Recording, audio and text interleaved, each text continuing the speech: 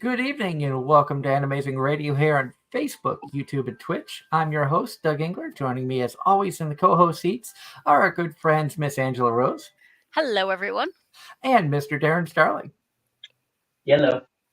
We want to remind everybody, Anime-Zing Radio is brought to you tonight by Home Circle Media for the latest and greatest in anime gear, everything from pens, pencils, stationery, officially licensed art books, and paperworks and everything. Check out homecirclemedia.com today or look for them at an upcoming convention near you. We're also brought to you tonight by Triple S Lawn Care. If you're in the Raleigh-Durham, North Carolina area and you're looking for great lawn care at a great price, reach out to Triple S Lawn Care. Darren will be happy to hook you up with awesome pricing and outstanding work. Give me a call. Tonight we are really excited. This is a groundbreaking guest for us tonight. It's our first ever guest from Japan. He is originally from Australia. He is a wrestler, heavy metal singer, part of an amazing group called Babybeard. We are honored to be able to welcome Ladybeard to the show. Thank you so much for joining us. Hey, Anime-Zing Radio! It's Ladybeard coming at you through the web waves, through the interstreps, through the great void of the cosmos into your ear holes. Very nice to see you all today, my dear friends. Thank you so much for having me on the show. Thank you. We had the honor of getting to meet you at Anime Boston a month or so ago, and yes, it was a dream of mine to be able to meet you. As I had mentioned during our press panel, that I first started watching videos about you back in 2021 when you did a wrestling thing with Aki Dearest and then appeared on the Trash Taste podcast. And ever since those two, the wrestler and then getting to hear some of your music really had me excited to have a chance to meet you at Anime Boston. So thank you so much for coming on the show tonight. Well, thank you, Doug. Those are very kind words. Thank you, my friend. I very much appreciate you paying attention to this this bizarre farce of a career. Yeah, similarly, my first introduction to you on the internet was a video you did with a channel called Junk Food Japan. Oh, yes, Nick Pettis. Yes. And same idea, basically went, ooh, I'm going to go, that's metal. I like metal. I'm going to go find more of it. Thank you. It's very kind of you guys. Thank you so much for paying attention. Thank you for having me on the show today. Very happy to be here. And for our viewers out there and our listeners on the podcast sites after the fact who may not know who Ladybeard is, please let everybody know a little bit about yourself. Hello, dear friends. My name is Ladybeard. I'm originally from Australia, as was previously mentioned. I now live in Tokyo. I've been here for the past 10 years, and I am a cross-dressing pro wrestler and heavy metal singer. As Doug told you, I am the middle member of a group called Babybeard, me and two adorable young Japanese ladies, idols as they're commonly known in the business, and we do the singing and the dancing. Well, the girls do the singing, I do the screaming, and all of us do the dancing, and it is an adorable assault on the senses. That's how we pitch our concept to the world. Babybeard, you can check us out on the internet. I came to Japan back in 2013, so it's been 10 years now. 10 years in the land of the rising sun. Who would have thought?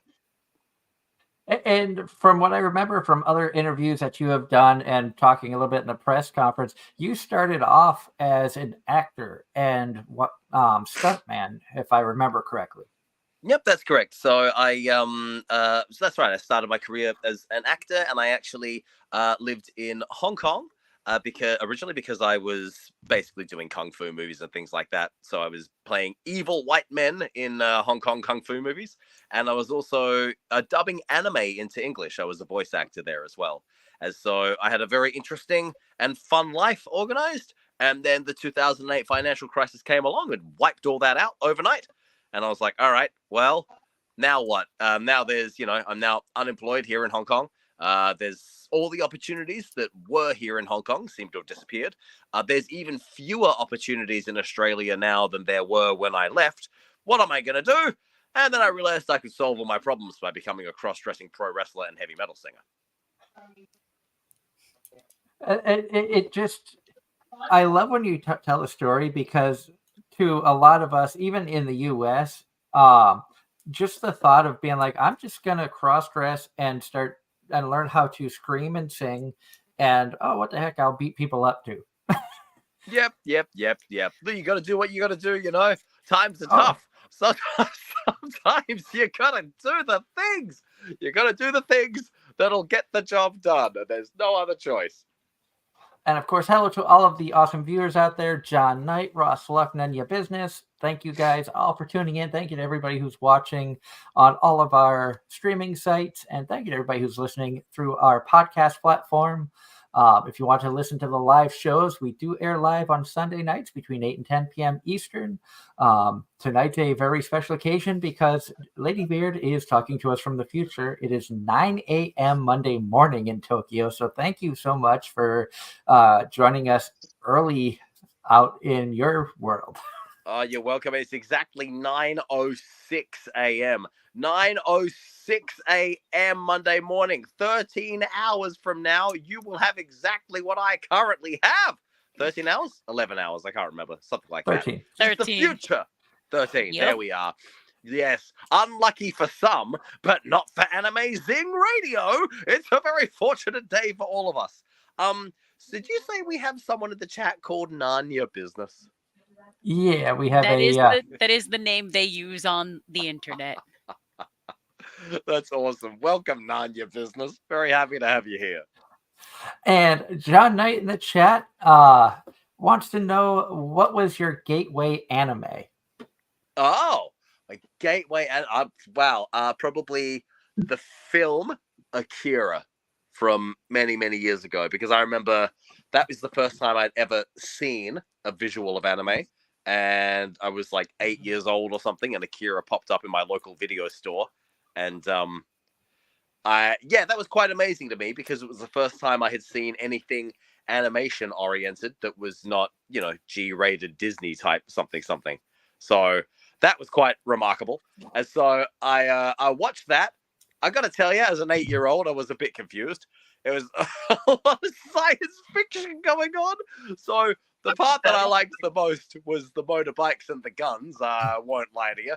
But then I think after that, I kind of started there. More and more anime movies started appearing at the local video store. So I started kind of watching more and more of them. Ninja Scroll was the one that really kind of, then I went, oh, wow, well, this is amazing.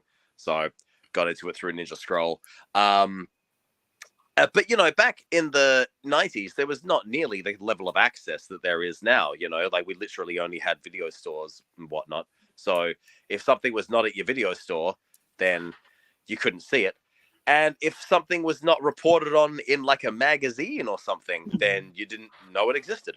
So it was a different time completely. And to that end, you only saw what you were able to see. So Akira was the first one ever. Then I guess Ninja Scroll was the one that kind of made a big impact. And then as I kind of got older and access became more available, I was able to get into more and more of them. And of course, Ross brings up a great point. Let's not forget that today is Mother's Day here in the U.S. So happy Mother's Day to all the moms out there. Oh, of course. Happy Mother's Day. Angela, are you a mother? I am not. All right.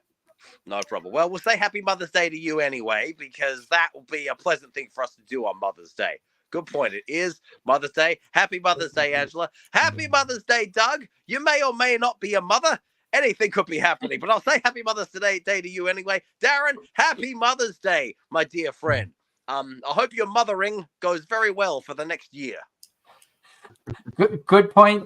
Julia in the chat says Angela is a con mom. So even though she may not have children of her own, she does take on the motherly role at conventions very often. Yep.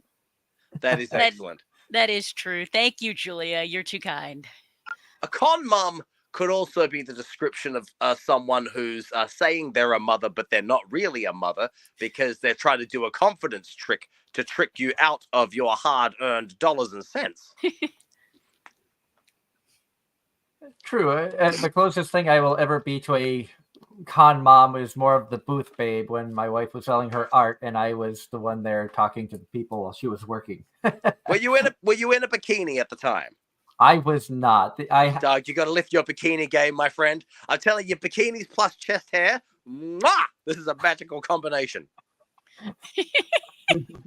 I don't think I could pull that look off as good as you do.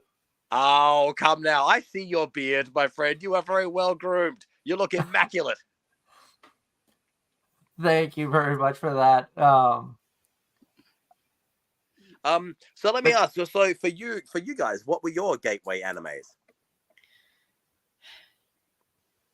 Angela, you can go first. Actually, the first anime I remember watching, and quite literally the story left more of an impact than the anime, is a show called El Hazard that my best friend bought on VHS, brought it to my house, and I was in high school. We're talking the 1990s, and of course, we're in the basement, and my 4-year-old sister comes down at the inevitable inappropriate scene that she's not supposed to see.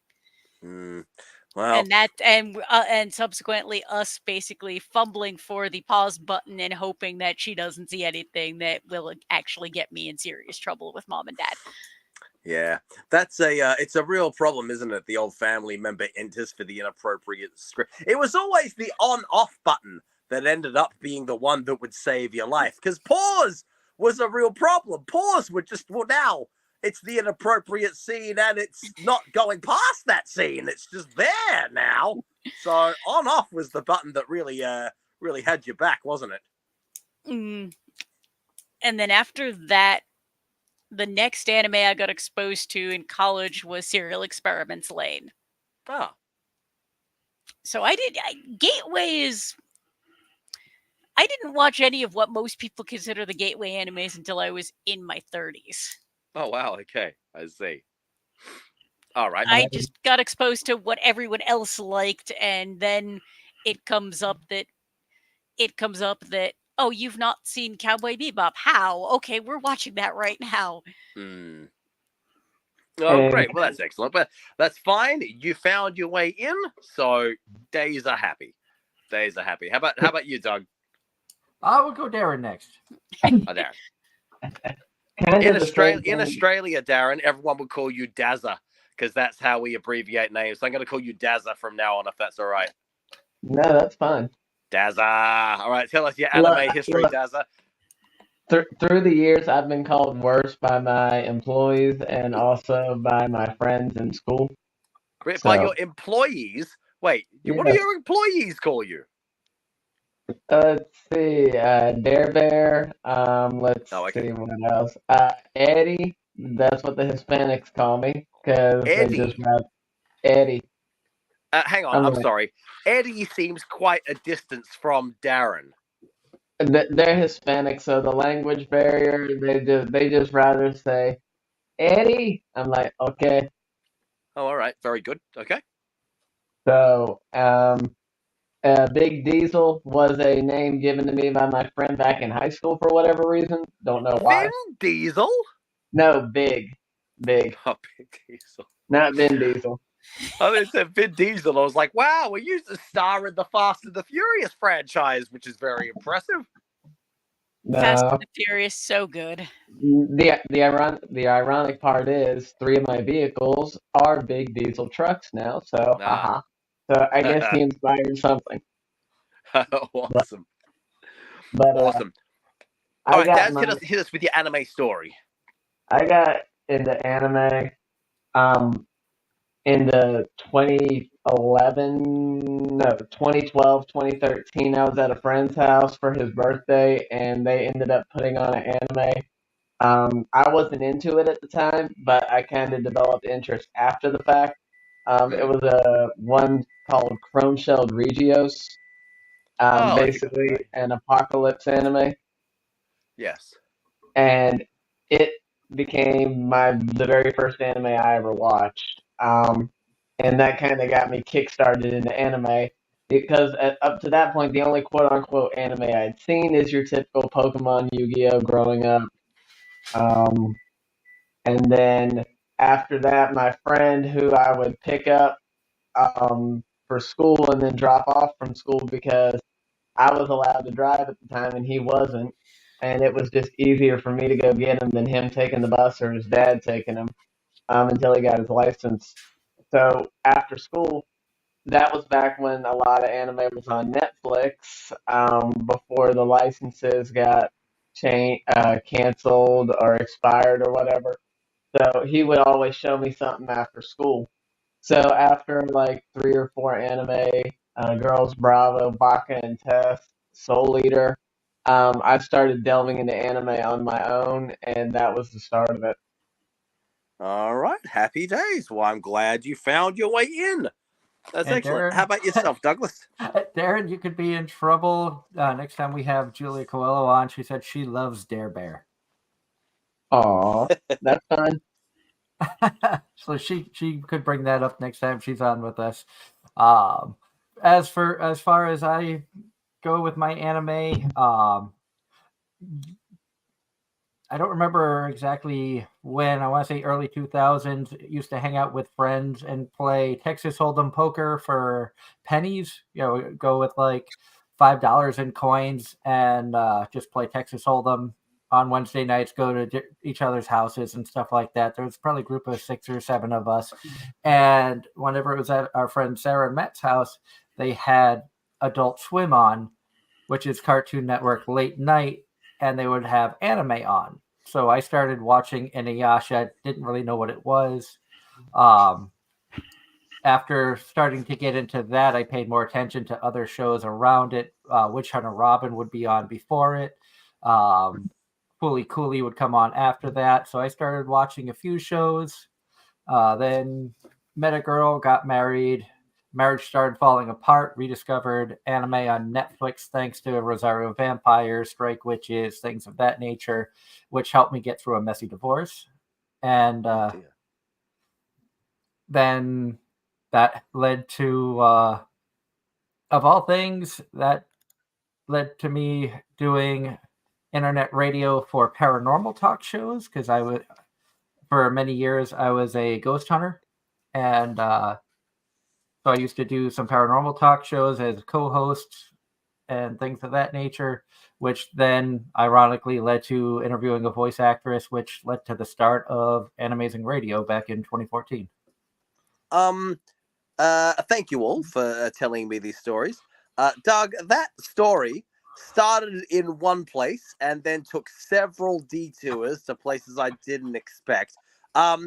You were a ghost hunter? Yes, I was. I have helped paranormal teams in Massachusetts, Rhode Island, Connecticut, New York, and Colorado. I have been to some of the more famous U.S. haunts in the Northeast, including Rolling Hills in New York and Slater Mill in Pawtucket, Rhode Island.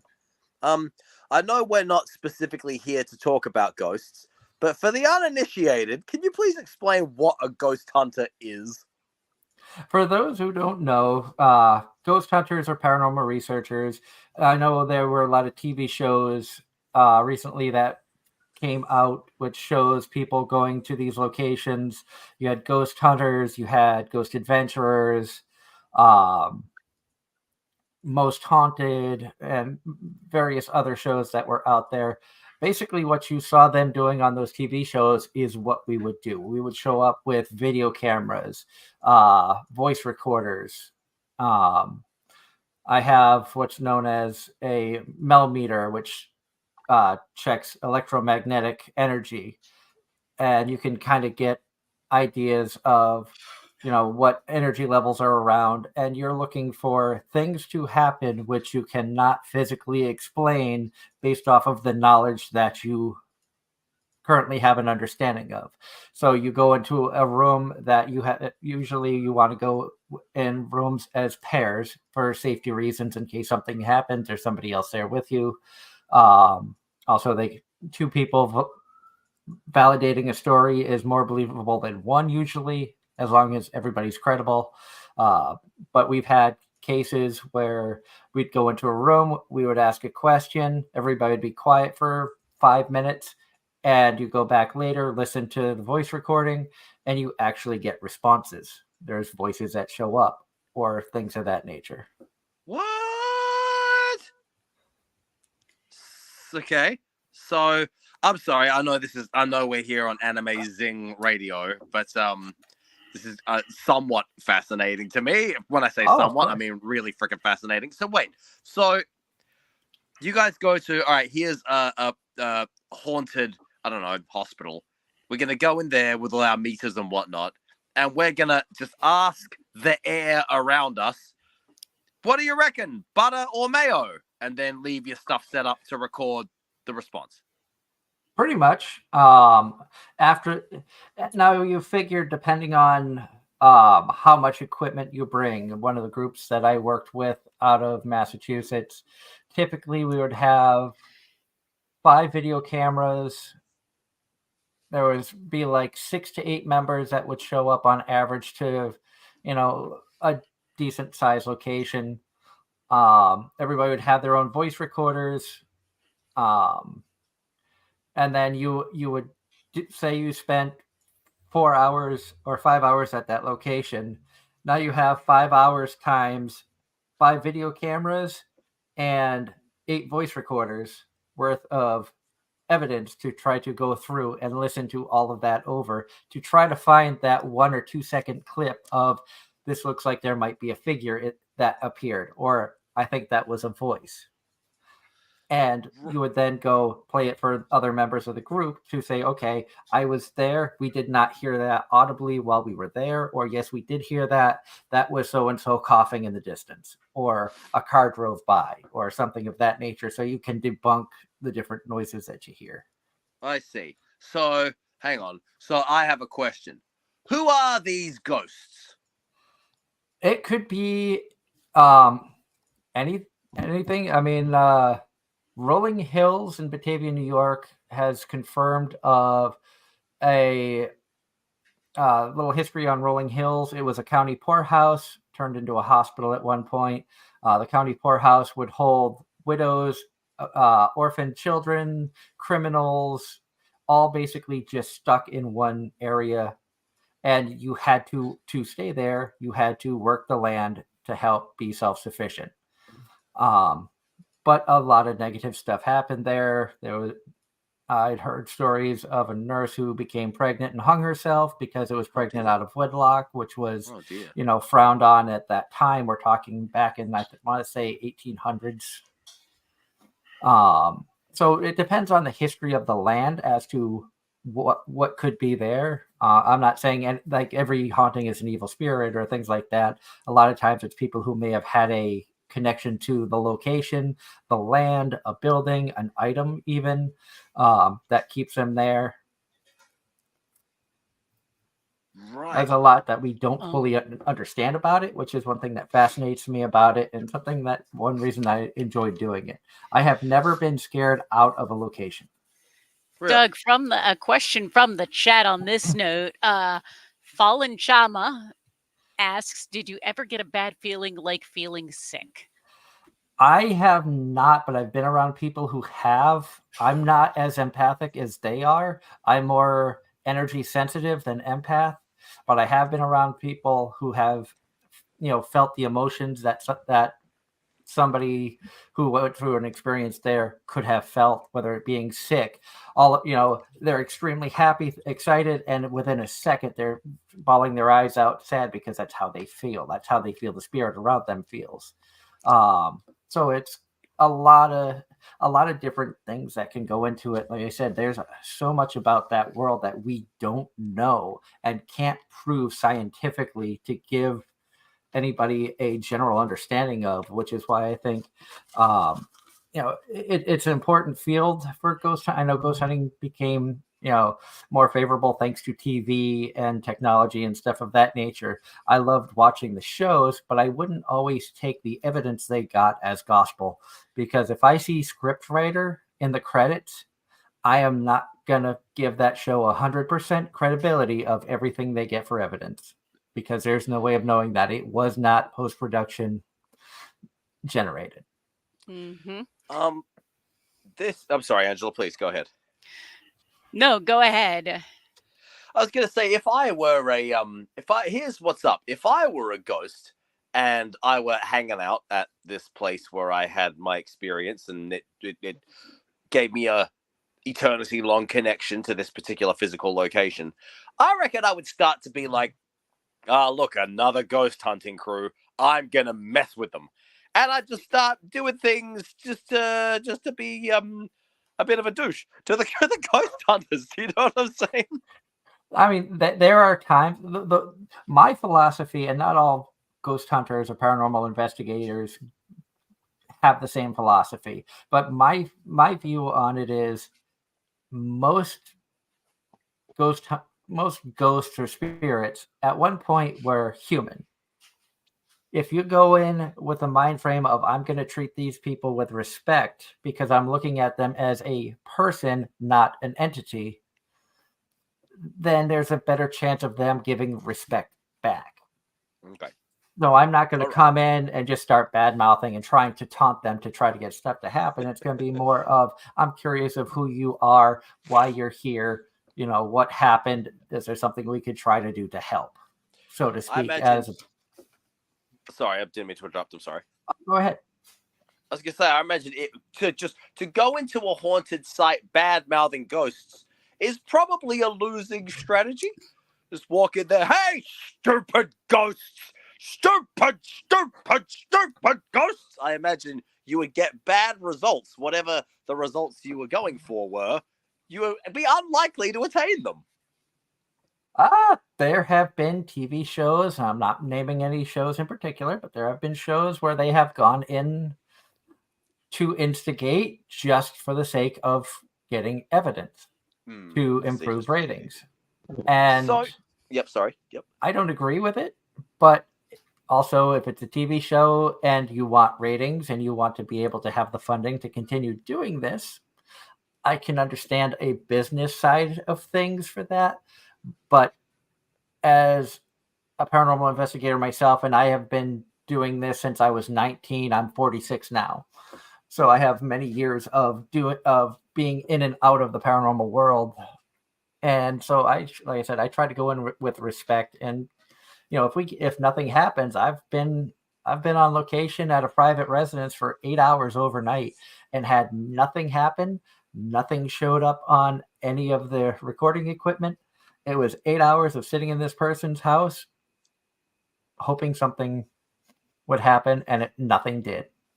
Right. This is very fascinating. Thank you for explaining this whole thing. I'm sorry, we've been talking about ghost hunting so long now. I forgot the part of the story when somehow ghost hunting led to anime. Are there ghost hunter animes somehow that you got involved in? As someone pointed out in the chat, Ghost Stories does not count as ghost hunting. There was Ghost Stories was an anime around ghosts, but there was also Ghost Hunter, which was an actual paranormal anime, paranormal like ghost hunting anime. Okay. And I haven't seen that in years, but that one, if I remember correctly, wasn't bad. Right. I did not know that one existed. Really? Ghost Hunter? No, I never saw it. Not even heard of it? Nope. You might like it. That would be one I would say give it like an episode or two try. Not sit through the whole thing, but give it a try if you're like, okay, I don't know what I want to watch. I'm caught up on stuff. Put it at the bottom. Put it on the to-do list that never seems to get done. So let me ask an anime in the US centric question. So what is? I understand, anime is far more prevalent and predominant in the US now compared with how it was 20 years ago. But one of the things that's interesting for me is I imagine in Australia, my introduction to anime was probably quite similar to yours, but now I've lived outside the Western world for the past 20 years or so, and so I have not really seen the evolution of the exposure to anime as the technology has developed, like the streaming services and so forth. Yeah, and so one of the interesting things about living in Japan is anime and manga, they're just around you all the time. So in the exact same, like, you start seeing them and they're just part of your life out in public in the same way that advertisements for Coca-Cola are. They're just, you're waiting at the train station and you're just staring blindly ahead and there's a billboard for an anime right in front of you. And so anime is just part of life in Japan. It's part of daily life. And so you end up just kind of absorbing it. And to that end, because I've had 10 years of that now, I kind of have, I guess, forgotten what it is for that to not be the case. I've kind of forgotten the Western experience of anime. So to that end, please tell me what the anime experience for Americans is at the moment. I know there's a lot more exposure than there was previously because now we have the internet and everything. But oh, look, there's a man in a wife beater behind you, Angela. Hello, sir. Nice to see you. That is my husband. He cannot hear any of this, and now he's waving hi. Hey, what? Hey, I'm gonna give him a name. I'm gonna name him Roberto. Hi, Roberto. I hope things are good. He says hi. Yes. That was awesome. That is the first time I've ever had a wife beater underweared man walk through and it just, thank you, Roberto. You just brightened up my day. We were having a very deep academic anime-ish discussion, but Roberto has brought us back to the realm of comedy. Happy days. That's what this show is. We are very laid back, improv. Anything can happen. This is actually normal. Oh yeah? All right, excellent.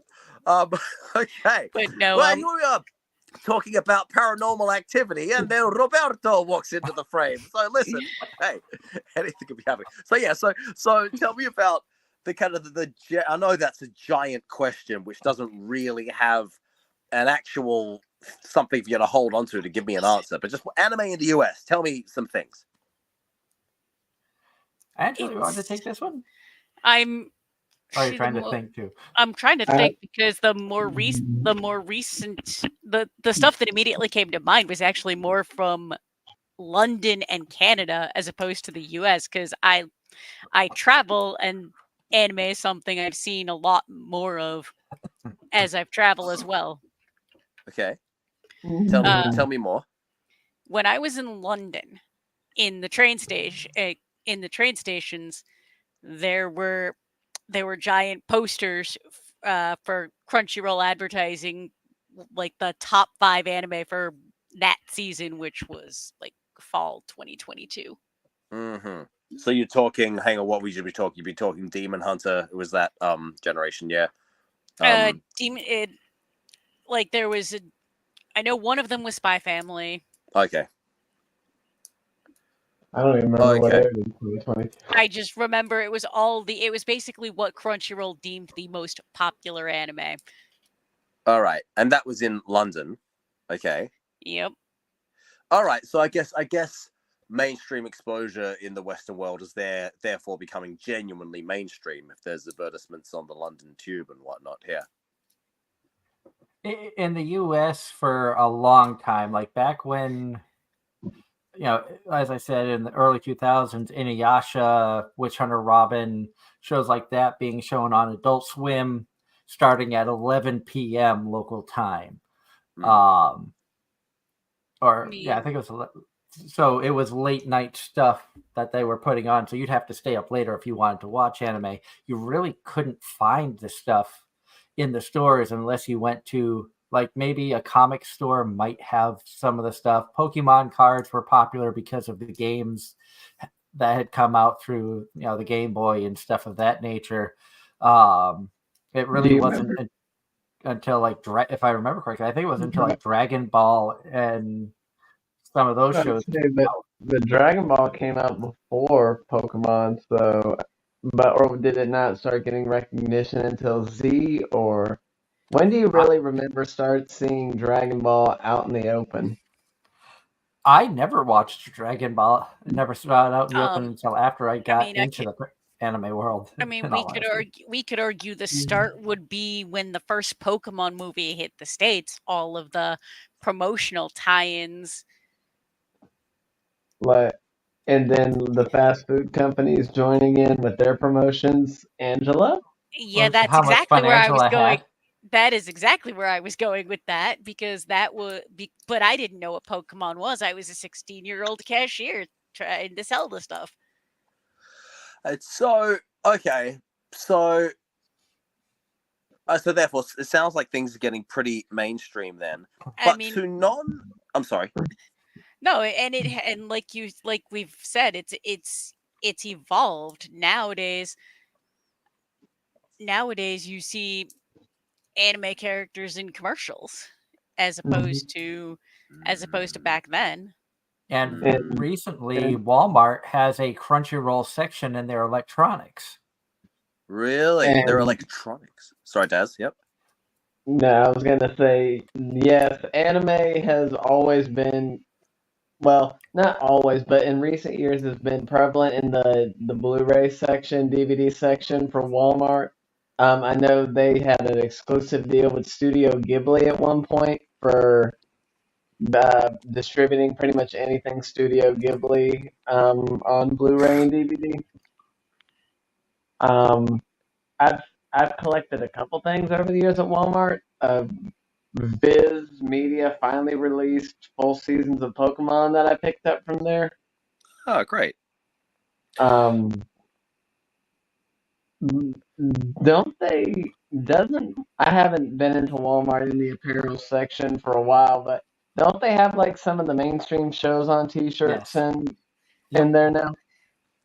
You can find My Hero shirts. Demon Slayer. Demon Naruto, Slayer. maybe? I think even Jujutsu Kaisen recently I saw at the Walmart out here. I can tell you, I went a couple weeks ago. I went to go visit some former coworkers, and one of them, a huge anime guy, had on a Jujutsu Kaisen hoodie. I can say this much for certain: if there's any merchandise that I want to look for any shows I watch, I will not find them in any mainstream store. You would not. I would not, because I don't watch the mainstream shows. No, I see. You watch Love Live shows. That's mainstream, more mainstream enough. That's probably the most mainstream show I watch, but the popular ones here in the US, the Dragon Ball, Bleach, Naruto, One Piece, Sword My Art. Hero, Sword Art, Jujutsu Kaisen. Sword Art, I gave up about 6 episodes in. My Hero, I gave up in season 4. Fairy Tail, I gave up at about episode 130, 140. Never seen a lot of the other shows because they don't interest me. I watched one episode of Attack on Titan, realized it wasn't for me, didn't watch anything past that. Demon Slayer, I gave a 6-episode trial because I heard that it was really good. I couldn't get into it 6 episodes in. Somebody was like, oh, episode 22, there's an amazing fight scene. You're not going to have me watch 22 episodes of a mediocre show for one really good fight scene when there's so much media out nowadays. Well, so try to Doug, talk to consume. me. So what what are the shows that then will capture your attention and keep you watching throughout an entire season? I I was just trying to say that sounded critical. I didn't mean to sound critical on anyone. It's just you No, didn't know they're- all of them. So which of the No, ones they're were there? laughing because you've heard the term isekai trash, correct? Oh, I don't know if I have. What's that? Basically, all isekai is trash, and the people who love isekai consider themselves to be like isekai trash. Isekai? So I love me like the isekai slice of life, some of the rom-coms. I've Ecchi. gotten ecchi Back in the day, anyway. back in the day, ecchi harem. Okay. I have found myself getting into shows like New Game, which goes behind the scenes of how a video game is made. Like I they see. talk to the people who design the characters, design how the movements work, how they do things. There was a anime called After School Dice Club, which was all about tabletop gaming, and one of the I remember characters that. wanted to produce their own tabletop game. So I Right. like shows like that. They had a run of pharmacy animes, which I actually watched all of them that came out in the past couple of years. And Pharmacy animes. Yeah. Here's Now- your script, sir. How do you make this into an anime? No, it gets worse though with the isekai genre because I'm actually gonna point this out because John Knight in the chat is asking Ladybeard, have you ever watched Reborn as a Vending Machine? Oh, I saw the trailer, but I have not actually watched it. The fact that you even initiated to ask that question is surprising alone, Angela. They but gave we were me the segueing setup. into that. So Exactly. I The knew it was latest- coming. the latest trend with isekais is reincarnated as an object or a thing. Reincarnated as a slime is extremely popular. Yeah. Reincarnated as a sword came out a couple years ago. Season 2 is due out at some point this year, I believe. Vending machine reincarnated as a pig. Did you say that there was a light novel that was reincarnated as like an apple or something like that? Don't remember. It reminds me of those old clips from South Park. Rob Schneider was an animal. Then he was a woman. Now he's a carrot. It reminds me of that old gimmick. Now you said carrot. You just made me think of the OG Dragon Ball. There was a character who anybody he touched, you'd get turned into a carrot. And Excellent. Goku put him on the moon as a result. Well, that's the place for carrots. After all, they say cheese, but you can't have cheese without a good carrot. A good carrot cheese sandwich, it goes a long way. After a long day of ghost hunting, you need to replenish your energy, you know? And Ooh. and speaking of isekai, the chat is chiming in. Fallen Jama says, "So what? I'm a spider" was actually pretty good. Yes, Oh, yeah? it really was. And you Okay. don't get a full understanding of what's going on until the final episode, and it just kind of ties everything all in really nicely. It's quite impressive, actually. Yeah? Yeah, Okay. it took 24, 26 episodes to connect all the dots together, and it's been a while since I've seen an anime that does that. Because most of the time you have a story, you follow it, da-da-da-da-da. But every now and then you have that one anime that either reveals the last episode's events in the first episode or connects everything together on the last episode. But hang on. So you said it was 26 episodes, yeah? 24, 26, yes. All right. So things get clacked together at 26. Am I correct in assuming that interesting things were happening for 1 through to 25 then? Because otherwise, if they're not, you're just going to pull a Doug and you're going to say, see you later at episode 4. Yes.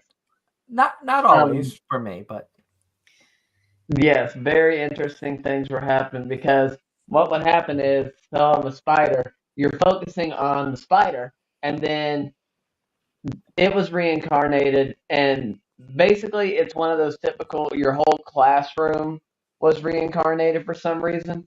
So you just happen to end up as a spider, and the rest of your class, they're being trained as heroes, warriors kind of deal. And for whatever reason, the person that did the reincarnation picked you as a spider. So this spider is actually trying to survive as a spider. Okay. Meanwhile, they're surviving training and stuff as humans. Now, let's see. Yeah, everybody or beast men, or anthropomorphic animal creatures. Anyway, so they keep jumping stories. One minute they're showing the spider, the next minute they're showing the class, and they just keep going back and forth, back and forth. And there's a lot of times in the series you see things happen on both sides, but they're inconsistent with each other. And it isn't until the final episode that they tie everything in together and you realize, oh, that was the case this whole time. I see. Okay. And I mean, And it was just one of those interesting stories that I haven't seen that happen in quite a while. I see. So All right. we're getting more of the questions from the chat. From Slim Cognito, what's an anime you think that hasn't aged well? Oh, Slim Cognito. Slim Cognito gonna give it to you. Doug, what's an anime that's not aged well? An anime that hasn't aged well? As much as I'd hate to say it, because I think this anime is high on people's lists for the nostalgia reason, more so than the fact that it was good. And this is probably going to be a hot take in some ways, but Inuyasha is, at the time that it came out, it was amazing. It was new. It was animation I hadn't seen before. It was, character drawings differently from the US cartoons that we were accustomed to. And so getting introduced to a whole different culture's worth of animation and stuff of that nature was fascinating to me. And the story drew me in, loved the characters and stuff. I've gone back multiple times to rewatch the series, and I'm like, this just really wasn't as good as I remember.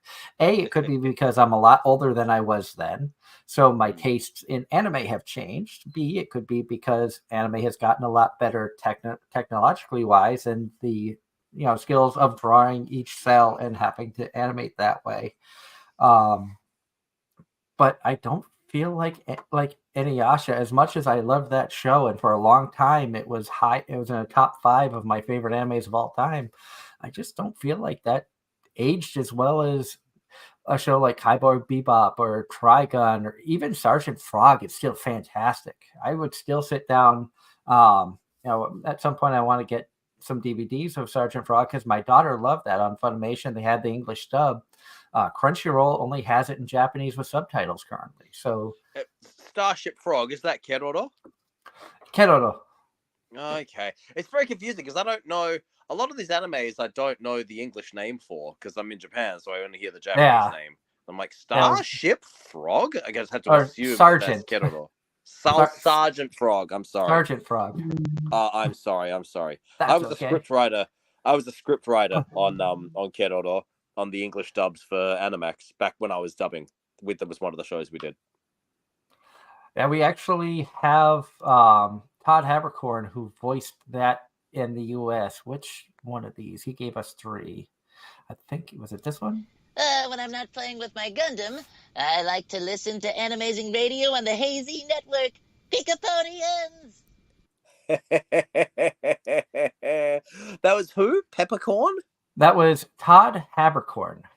Todd Habercorn. I think I've met him at the cons somewhere. Awesome. So he voiced Keroro in the US dubbing of. Oh, that was actually Keroro. I see. Fantastic. And now we're getting the questions with specific shows. Have you seen Call of the Night? Don't think so. But again, I need to know the Japanese name because I'm not sure. Hold on, I got it. So we'll give the English name. Darren will get the translations over. All right, thank you. Rosario Vampire.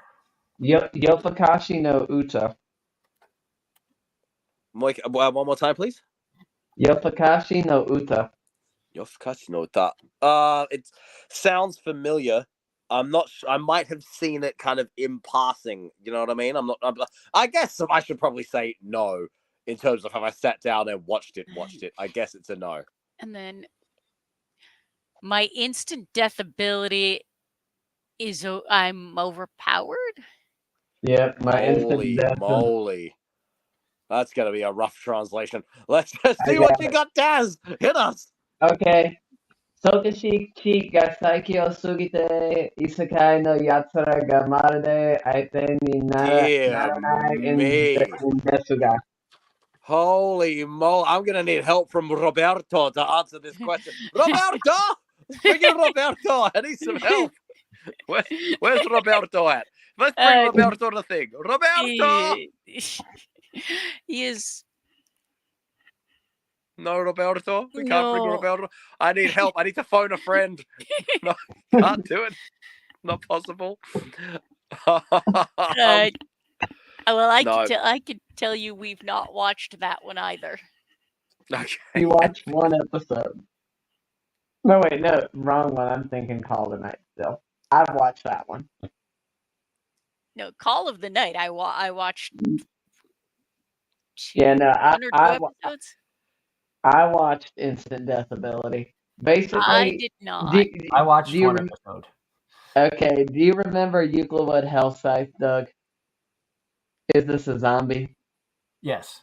The Necromancer? Similar ability. And then we've got chat answers to the animes that haven't aged well. Fooly Cooley is one from the chat, as is great teacher Onizuka. A great teacher on his go. Oh, yeah. Awesome. Look, listen. Hasn't aged well. These are simply products of their time.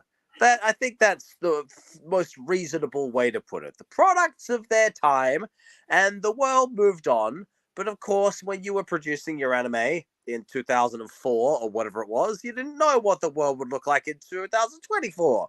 So look, product of their time. I think we should respect our elders, respect those who came before us, and we should try to be as positive and uncritical as we can be.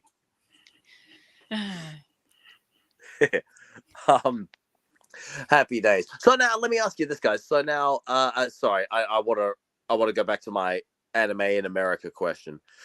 For non-otakus, for non-con goers and non-anime nerds as such, do you have any idea of kind of what stigma revolves around anime? Is anime considered something cool to the cool kids, or is it a kind of a nerdy vocation, or what's up? I think still very nerdy.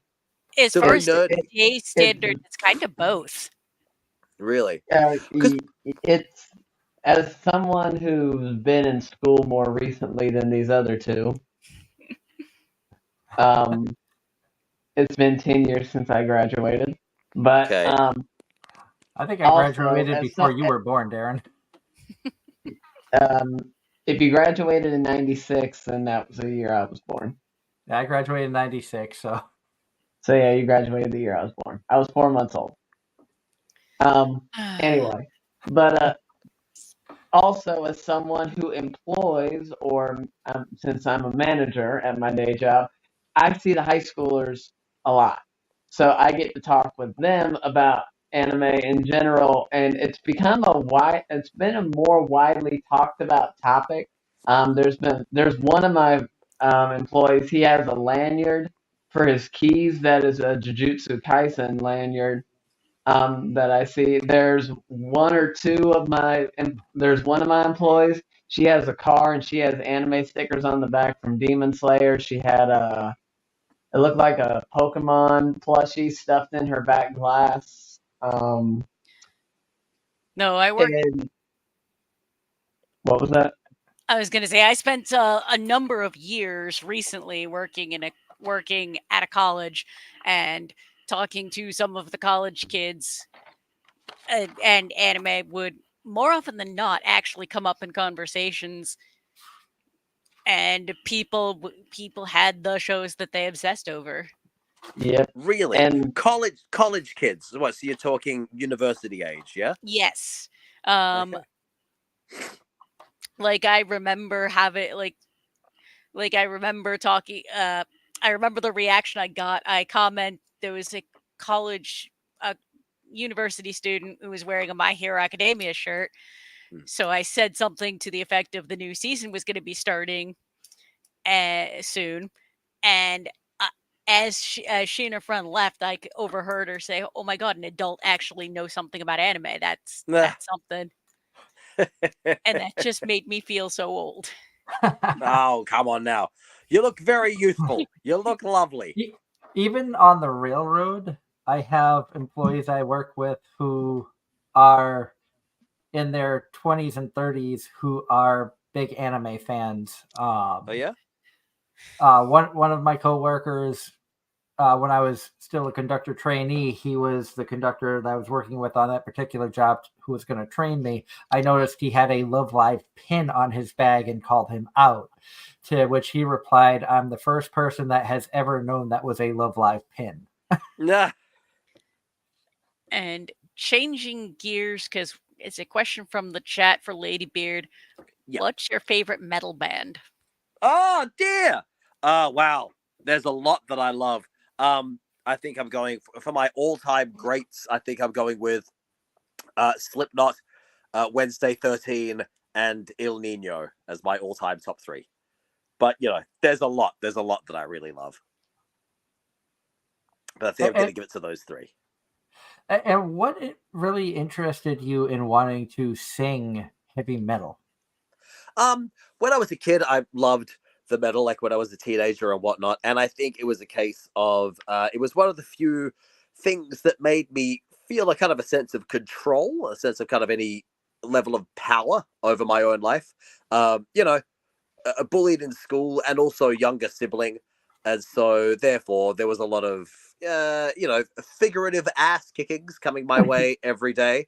Not necessarily physical ass kickings, but, you know, figurative ass kickings coming my way all the time. And so, listening to heavy metal was one of the first times I kind of felt a sense of, I guess, power and control back over my own life, you know? So, that was kind of what was really inspirational to me about metal and what made me want to do it, you know, because when you love it and when you're getting a lot of emotional value from it, it's the next natural step is to say, all right, well then let me become this force that empowers me the way that it does, you know.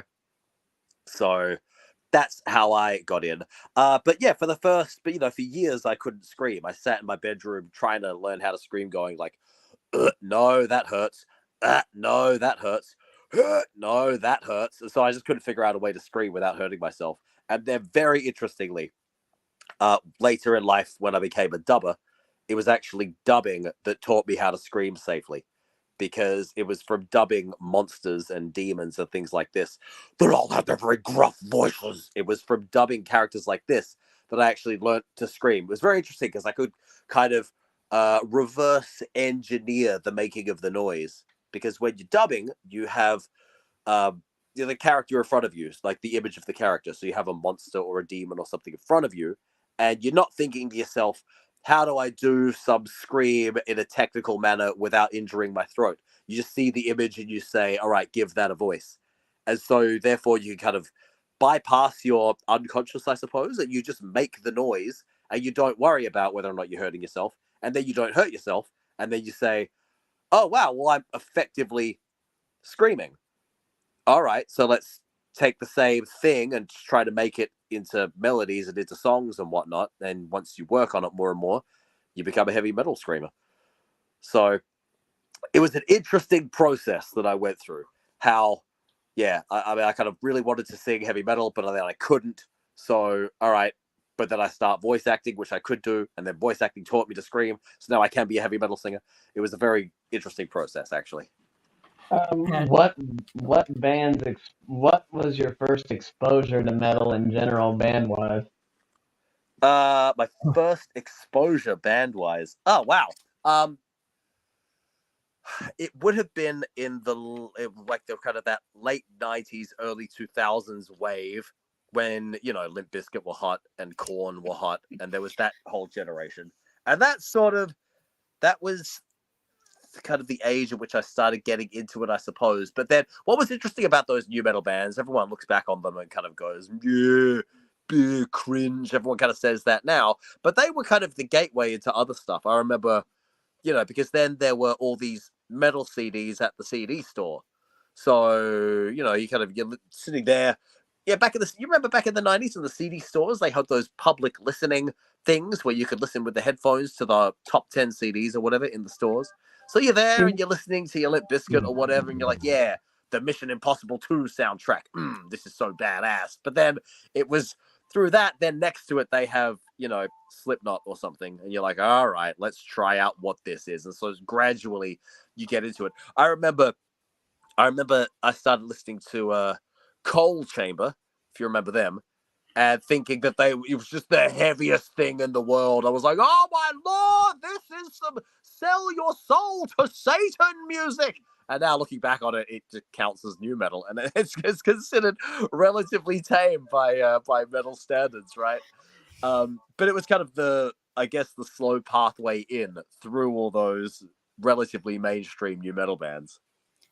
It's very interesting because nowadays going to metal concerts, within the metal community, there's a big divide between who prefers that American new metal as we all know it versus the European based metal bands. Yep, that is a big divide. The Europeans are very good at playing music, technically and whatnot. They're very, very good at it. That cannot be denied. Angela, so you're a metalhead too, yeah? Yes. Good job. And Doug that's and why Daz, I are you guys proposed the metalheads? question. I can listen to music of all genres minus rap. Most rap I don't care for. I grew up. My father was very big into music, so I grew up with the oldies songs from like the 40s, 50s, 60s, early 70s. As I got older, I became a fan of like the Monkees and the Beatles. And great. my first concert was a Monkees reunion tour in the early 1980s. Oh, great. And then when I tie it in with anime, I went to a convention in Massachusetts where my wife and I actually got married at this convention. One of the guests was Mickey Dolenz, who was the drummer for the Monkees. Oh, no joke. So I can say Mickey Dolenz sang at our reception, and Barry Bostwick from Rocky Horror Picture Show photobombed our wedding photo. Nah, that's awesome. Daz, are you a metalhead? Not so much. I grew up on country music, and then over the years, especially being out in the field as a landscaper, the nice thing is you get to have your headphones and you have FM radio built into it. So I eventually, especially around the 2010 era, country music was no longer country to me, and I started browsing the airwaves. So I found oldies music from like the 70s, 80s, 90s, and then eventually got into a rock and roll phase. And of course, with rock and roll, you eventually get a little bit of the metal. Metallica and Quiet Riot were two of the ones that came to mind when I thought of when metal came up. Oh yeah, Quiet Riot. Happy memories. I remember Quiet Riot. I remember like Def Leppard. I remember Twisted Sister. And then now I was on a Linkin Park kick for a bit over the last month or two. Metal. From the chat, we've got Baby Metal. We've got I do not remember how to pronounce this from None Your Business. Ooh, Allison Sepultura. Sepultura was the hardcore band of their day, but always more into grunge, like Alice in Chains. I do also like a lot of grunge. Yeah, tell us your metal leanings, Angela. Like I said, these days it's a lot of the European stuff. Volbeat, Epica, with Indentation, Sabaton. Oh, so you like all that kind of operatic kind of work?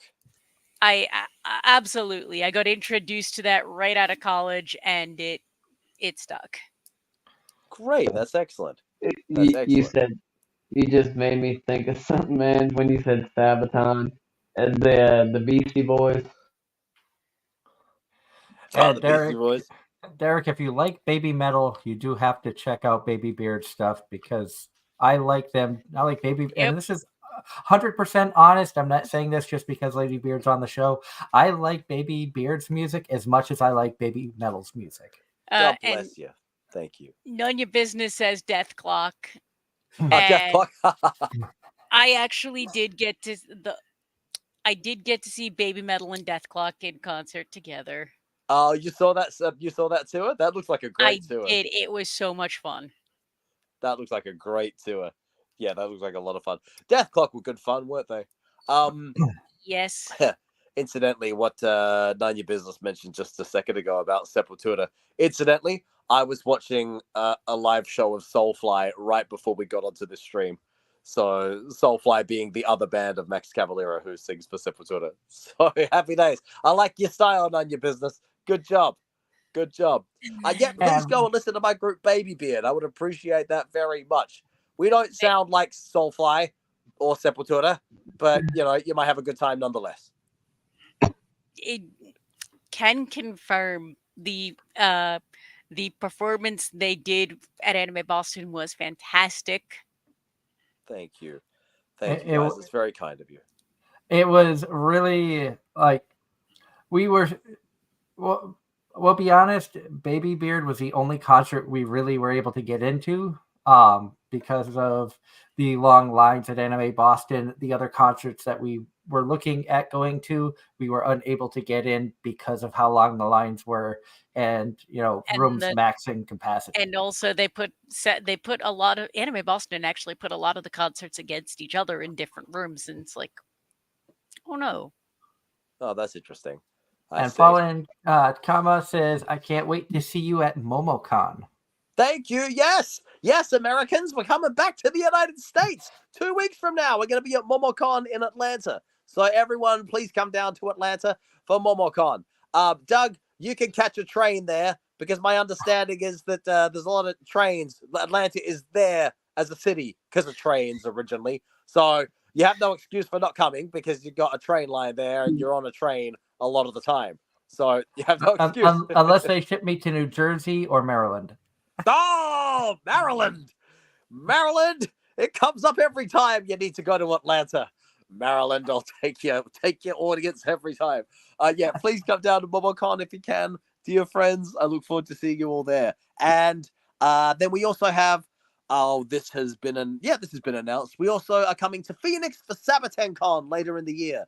September or something. We'll be in SabatenCon in Phoenix. So if you miss Atlanta, you can come to Phoenix, but you should totally not miss Atlanta. You should come to Atlanta, see my group Babybeard in Atlanta 2 weeks from now at MomoCon.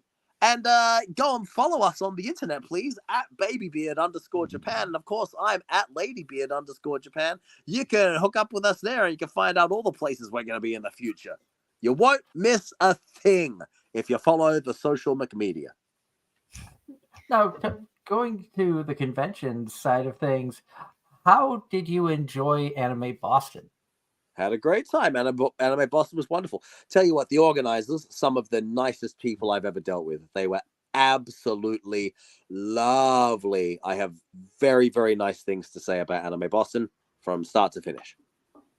And, because we've been attending, Angela and I have been attending Anime Boston for many years. Darren, unfortunately, being down in North Carolina, has not been able to attend.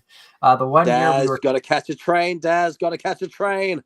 Well, the 1 year we were planning for everybody to be at Anime Boston. It was the first year that we had gotten approved for press. COVID hit. So it was 2020 and Anime Boston, canceled the convention like the week prior to Darren getting tickets and everything booked to come up. So unfortunately, with his schedule, he hasn't been able to get away from the landscaping side of things to make it up. On a fun note, after training in Georgia, Darren was gracious enough to allow me to spend a night there driving down and driving back. And driving back was actually GalaxyCon Raleigh weekend. So Darren and I did attend a convention together right after I graduated the conductor training school. Happy days. That sounds great. So you guys, I assume you attend as many conventions as you possibly can. Is that correct? I used to. not able to as much right now with being the for the railroad because my work schedule changes by the day. Okay. Like I am on call, but I'm like fourth in line right now. So like my phone could ring at any time to be okay. We need you at the yard in 2 hours, so it's tough. Before moving from New York to Pennsylvania back in 2022, I attended 13 conventions. Oh, great. Oh, excellent. Well, now that you're on the railroad, this is exactly what it is to be in show business as well, my friend. Just your time is not your time anymore. It belongs to your management. That's what it is. Anytime they say go, you're like, oh, yeah, get yourself out of bed real quick. Ah, it's time to go. Go. And I guess trains and show business, it's the same thing. You're on that old showbiz train. Oh, Roberto! Roberto, my man! Roberto's giving people kisses now. Wait, where's my affection, Roberto? Hey, come back. Angela, you know I will never call him by his name again. And he has gone to bed because here it is bedtime. Really? Does he have to get up and work on a train in 6 hours? And not on a train, but he does have to Wow! but he does have to be up at 5 a.m. Does he work on a cruise ship? No. Oh, I see. So there's no train, there's no cruise ship. What's Roberto doing getting out of bed at 5 a.m.? He has to be at work for 6 because Does he he works work 6. at the Italian embassy? No. With a name like Roberto, it seems like a place he could reasonably work. Uh, The Italian College Embassy. no, just at a no, but nope, he has to be up at work early. I see. All right, fair enough. Um, Well, nope. I wish Roberto a peaceful slumber. I hope he has dreams of anime that did not age badly and baby metal death clock concerts. That's what I hope. Good times. Guys, I'm going to have to get out of here shortly, I'm afraid, because I've got to crack on with the rest of my day, I'm afraid. But it's been really wonderful to talk. Thank you all so much for having me. Thank you so much. My Thank pleasure. you Thank so you for much having me. for joining One us. more time, dear friends. My group Babybeard, we're coming to MomoCon in Atlanta. That's 2 weeks from now. I look forward to seeing you there. We're coming to SabatenCon in Phoenix in a month. I can't remember off the top of my head. Later in the year. And please follow our social media at Babybeard_Japan and my social media at Ladybeard_Japan. It's very easy to remember. One of them's a baby, one of them's a lady, and you can't have a baby without a lady, or maybe you can. And we'll see you all. Very happy to have been here on Anime-Zing Radio. Thank you guys so much for having me today. Thank you. Keep in contact. We'd love to have you back on, and maybe we can try to figure out a way of scheduling to where Suzu and Mari are able to join as well. All right, we'll see what we can figure it out. Thank you so much, guys. It's been an absolute pleasure. Thank you for having me. I will actually be in Tokyo in October Ooh. this year. All right, hit me up. Let me know. We'll see what we can organize. I will definitely do that. Hell yeah, it's they've made it a much easier place for people to come to now. Agreed. After those Olympics that we totally did not have at all because of the plague, they have made it far more foreigner friendly. So you'll have a great time. That's the plan. Hell yeah. Thank you so much, guys. It's been an absolute pleasure. Enjoy the rest of the stream. Thank you. You have a wonderful day. Have a wonderful day. Tell Thank you so everybody much. that we Thank say you, thank you. dear friends. Thank you, dear friends in the chat. None your business. Hey, bless you and your family. Awesome. Thanks so much, guys. Stay kawaii. I'll see you soon. Bye-bye. Bye. Bye. Bye. Ladies and gentlemen, that was Ladybeard. That was awesome to have him on the show. I don't know where to start. He's just so much fun to talk to and just such an amazing person. Agreed. Indeed. So, like, it has been an amazing experience, and to actually have him as our first Japanese guest, I think it's just fitting because, like I said, his personality is amazing. He's so much fun to talk to. He's somebody that I would love to just hang out with, like go out, have a couple of beers or dinner or lunch or something with, and just chat about anything. Kind of like we just did, only to a greater extent. Pretty much. I love the energy he gives off. I love the, I love hearing his story because it's fascinating. It's something outside of And I'm not saying that other people's stories aren't fascinating. I don't want to sound like, oh, well, this person's boring because they just do ABC and he went through all this. Because I mean, we all have our own stories and they're all fascinating in some way, shape, or form. But he's just one of those very charismatic people that just draws you to them. And I love that about him. So really, big thank you, Ladybeard, for joining us. It has truly, truly been an honor. And a lot of people in the chat also are saying thank you for coming on. I hope that they have a wonderful rest of the day on this Monday in Tokyo. If you're tuning in from Japan, thank you so much. I know we do have a lot of Japanese listeners from the podcast side of things. From the chat, good night, Ross. Thank you for tuning in at all. Yes, Ross, have a wonderful night. Thank you for tuning in. Thank you. I mean, really, thank you everybody for coming in and all the questions and comments. And I mean, it was so much fun talking with Ladybeard, and especially knowing the fact that he was feeling under the weather a little bit and still wanted to come on with us. Really, hats off to him. Agreed. That wow. Like I'm on like one of those highs right now, because it was. And I was telling my wife before the show that like my introduction to Ladybeard was back in 2021, watching YouTubers, as I had mentioned before. And I became a fan of his, and it was a dream of mine to have him on the show. So the fact that actually came in, like the fanboy inside of me is like on level 20. I'm still my brain is still kind of all over the place because between him, the chat, just the conversation, everything. Roberto. Good night. Yeah, that was something.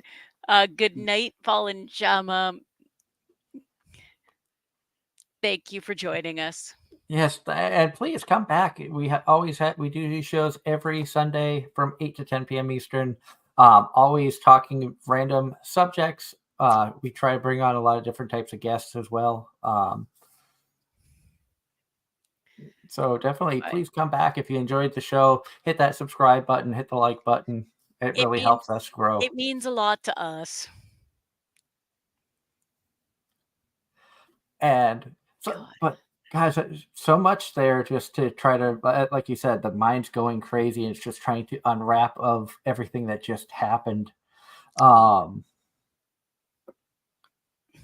you can tell that he is a natural born entertainer because he always leaves you wanting more. Mm-hmm. Yep.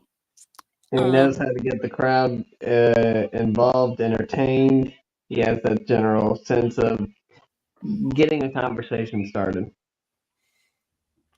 And I will say one thing that I did regret from Anime Boston was not actually being able to get one of their shirts, because I wanted to get a Babybeard shirt, but they were sold out after the concert, and apparently they didn't have a ton of them to begin with, because I obviously a first U.S. appearance, you're not sure how much merchandise you want to bring because you don't know how popular your group is. And merch is expensive to ship, especially from that far. So that might be something when you go to Japan that I might ask for, is if you can find any Babybeard merchandise. Okay. That's not even the strangest request I've gotten. Most of my friends, when it has come up, most of my friends basically have requested candy and alcohol. Because why not? Now, if you're going to Australia, I'd say get me some of the Trash Taste beer, but that is an Australian exclusive. Australia is on my bucket list someday. And bringing this back to anime, John Knight in the chat listed off a bunch of shows that he watched recently. Metallic Rogue, which I really enjoyed. The SSSS series. A couple of them. Gridman and Daisen. Then SSS Gridman. yes, That was a fun show. It has Grimgar, Ashes and Illusions, Magical Girl Spec Ops, Asuka, and Clockwork Planet. Clockwork Planet was good. I think it's the only one of that entire list that I've actually seen. And Clockwork Planet is not something that would normally be in my wheelhouse. That was one of those, and I know we talked about it before, where there are certain things that get you to watch a show, whether it be a studio, your favorite voice actor is, playing the lead or something of that nature. Because Anthony Bowling directed Clockwork Planet, I had to watch it. And then your business is saying that Babybeard site is Merch Bar. So if anybody is interested, you can check out their merch. Please support Babybeard because their music really is awesome. I didn't have a chance to tell Ladybeard this, but when it was pouring down, raining the other day while I was out working a local outside in the rain, I had Pianizer going through my head the whole time, and I'm just there singing it to myself because it felt like the perfect scenario for that song. And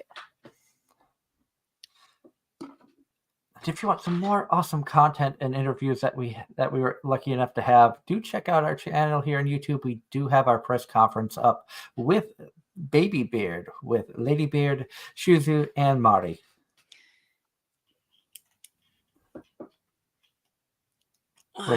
That was a lot of fun to go back through. And if it actually works out, and I do actually get to see him while I'm in Tokyo, I will actually have some stories upon my return. That would be amazing. That would be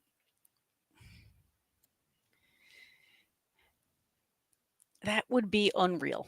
But and I won't lie, I would even if we knew enough ahead of time to where I could either have it scheduled on a day off or be able to use a personal day or something, I would schedule something in the morning here where it would be evening there to make it easier to have all of Babybeard on.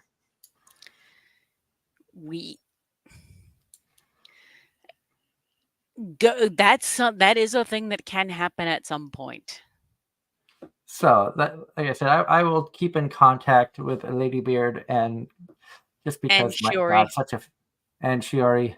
Thank you, Shiori, the manager of Ladybeard and Babybeard, for helping to organize everything as well. Hats off to them, because they are amongst the heroes that help keep the cogs spinning. Yep. And happy early birthday to John Knight. Says his birthday is in 25 days. I'm guessing he's going to be turning 19 again. So in 3 weeks, I might actually remember and do a shout out.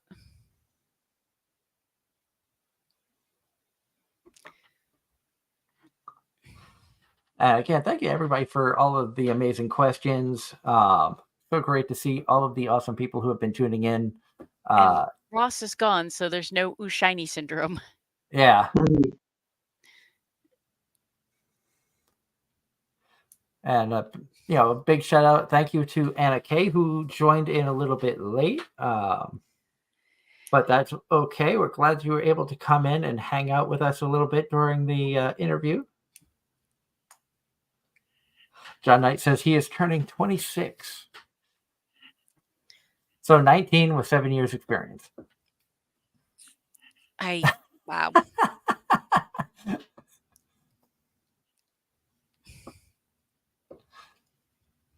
I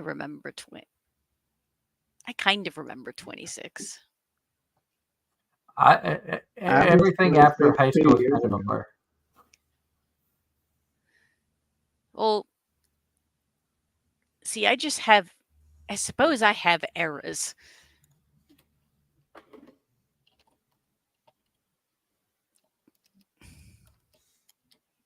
I can't even say that I have errors.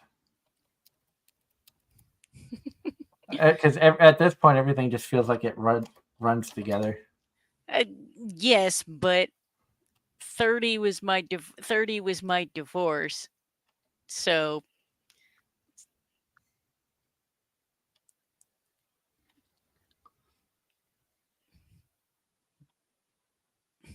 Because I know that I was divorced in 2012.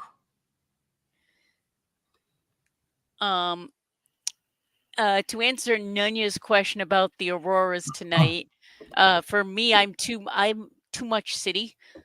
We did try last night, but because we're in the city, all we got was clouds and gray. And it's been, I mean, we had sun here today. Friday, Saturday, it rained, and it's supposed to rain again overnight and into tomorrow. So I'm not going to be able to see. There was a bunch of pictures going around from the one that happened a couple days ago, and from people I knew to people I didn't know, and the photos were absolutely gorgeous. Agreed. I saw some photos people posted on social media, and they're gorgeous. I just happen to live in Pennsylvania, where it seems like it rains every day, and so we don't get to see much of anything. We didn't see the eclipse because of cloud cover. We didn't get to see the aurora borealis because of clouds and rain. So, how caught up are we on this season's anime? Not at all. I'm guessing Darren has barely started. Mm-hmm. Angela's like an episode or two behind on some of the shows. I don't even know what I can tell you as of Wednesday. I was only completely caught up on 2 shows. That's 2 more than me. And I have been able to keep up with most of what I started. I did stop watching a couple. I am caught up on Jobless Reincarnation. I'm 1 episode behind Grandpa and Grandma Turn Young Again. How's the radio one? It's cute. I've actually been enjoying the radio one. It's nothing like I was thinking it might have been. Same. Isn't that a good thing sometimes? It is. In this case, it started off kind of iffy on if it's something that I was really going to enjoy, but as the story has gone on and it's gotten a little bit deeper, I've really kind of gotten drawn to it. I'd say, go ahead, Ange. I was gonna say I actually was afraid it was going to be too. I was afraid I wasn't gonna like it and only finish it because we all agreed we were gonna watch it. But I'm only a couple episodes into that one, but it's good. It's good. It's okay. It's definitely not my favorite for this season. It gets better. It's not even about getting better or not. It's just the spread of what we're watching, and yeah, well, I'm just saying, like, the storyline itself, and I know you're a very big story person. In my opinion, the storyline gets better. Oh no, the character interaction already is great. Like, I can't actually wait to see the relationship between those two actually evolve. And I will say that the biggest surprise for me that I've been watching thus far is actually Bartender. Bartender is so good, and that's the one show we're caught up on. That's one of the 2 we're caught up on. I didn't know how much I was going to enjoy it if it was one I was going to stay with, and I know you said you were surprised that that was on my list to check out. Oh yeah, but I have actually been really enjoying it. I kind of like this, and it sounds weird to say, but there's a certain sophistication to this show that I find intriguing. It is. I'm just absolutely loving it, but that's been on my radar since like the first promo was dropped. I am caught up with Konosuba. Let's be honest, Shocking it's no one. Konosuba. Let's just be honest, it's Konosuba. I don't think this season thus far has been as good as seasons 1 or 2, or as good as the Megumin spinoff, but it's Konosuba. The only other show I'm actually caught up on is My Hero Academia, but it's been 2 episodes. Spice and Wolf, I am behind on. I only watched the first episode because of all the other stuff that I've been watching. I kind of haven't gone to continue with that one. I am caught up with Chilling in Another World with level 2 super cheap powers. Surprise, surprise. And I am caught up on The Banished Former Hero, Liz As He Pleases. Both of those are kind of your average run-of-the-mill storylines. Nothing spectacular, nothing, oh my god, this is amazing. Everybody needs to run out and watch this. No, as far as this season goes, the one I would actually say is, oh my god, amazing, is Bartender.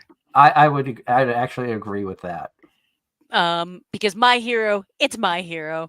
You either love it or you don't. And if you don't, I'm not going to recommend it. If you don't, you're probably not watching it in the first place. And for those who fell off of that one, I would actually recommend the villain arc. This current arc is shaping up to be really good for those who enjoy the show. But overall, it's a showdown. It's fun. I love it. But John Knight in the chat says Mushoku Tensei Season 2 is going to be taking a 1-week break. The new art, Teleportation Labyrinth arc, will begin on May 26th. Which is Memorial Day. Or the day before Memorial Day. So that is Anime-Zing weekend. Yay. Anime-Zing, Momocon. And next year, it'll be Anime-Zing, Momocon, and Anime Boston. And I'm sure at least one other big name convention. Yeah, because we got to fit as many as we can into a holiday weekend. Well, yeah, Labor Day. Dragon Con and PAX West are the same weekend, but they're on opposite coasts, so it usually doesn't matter. Yeah, PAX East and Anime Boston are both in May next year. What the heck? Weren't they? They were back-to-back weekends this year. Yeah, they're like one's at the beginning of May, one's at the end of May next year, and it's like, really? PAX is usually between early March and late April. I'm annoyed by this, but one thing I will say about Mushoku Tensei, and it's not really a spoiler. Having caught up to where it is with the Japanese, this episode that dropped today, my wife and I have been watching this and been keeping up with everything. It left us with a lot of questions of, well, what is going to happen with A, B, C, D because of X time frame, and it really had us talking about the show, kind of like, what do we think is going to happen? Why is this? Why is he going to have, regrets if A, B, or if he does this, or and it really kind of felt cool to look at a show and kind of think ahead of what could this be. And I know it took me a long time to start it, but I think I started it at the right time. Well, I'm glad you're enjoying it, because I only harped on you for it for how long? Many years. And be honest with me, is it everything I hyped it up to be? Is it underwhelming? Like, all in all, what's been your opinion? Because I know it's a slow show that takes a minute. I kind of like the pacing of it. It kind of has, and I'm probably going to get some flack for saying this. Some of it feels like free run pacing.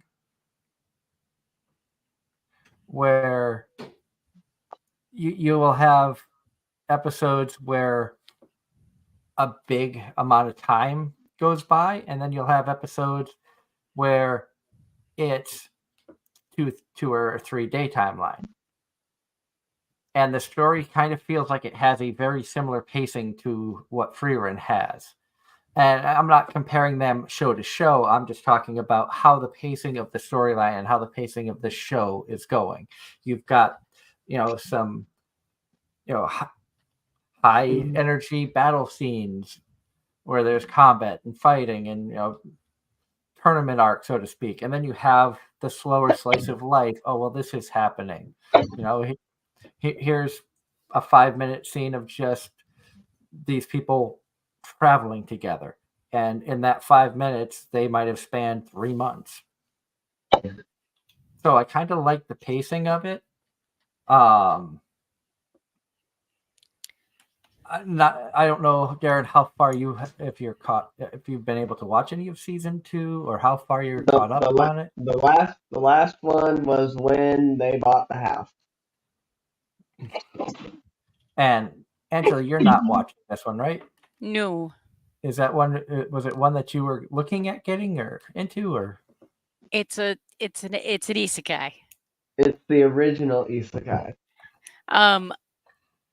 This is an isekai that there are times it doesn't feel like an isekai, and there are times when they bring it back to the old isekai of how can I get back to my original world. The premise from the get-go didn't grab me. The only time you're really reminded it's an isekai is when the man god shows up. That's really about it. But from the chat, hey, Darren, you've got to hear the man god in English. Oh my God, Brandon McInnes does an amazing job voicing him. But it is hysterical. Gonna give a shout out. Slim Cognito, paneling at a con, is going to be at a convention, paneling at conventions next month and at Kineticon, and then asks if we are going to be at either Rhode Island Anime-Con or Kineticon. I will not be at either, and it breaks my heart to miss Kineticon, especially having seen the guest list that they have. Kineticon, sadly, is the same weekend. I will be in, DC, because that's the weekend my sister's getting married.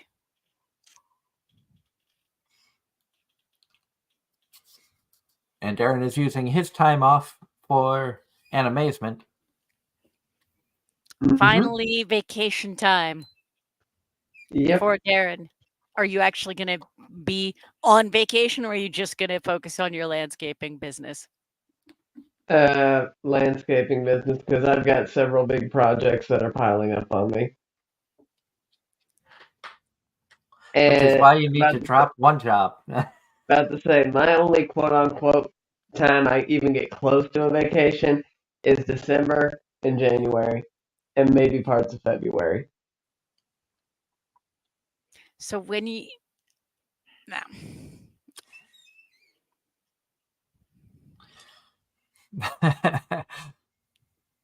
I will say that it was kind of weird and fun that Ladybeard started asking us questions. You know what? I enjoyed that too. That was entertainment at its finest.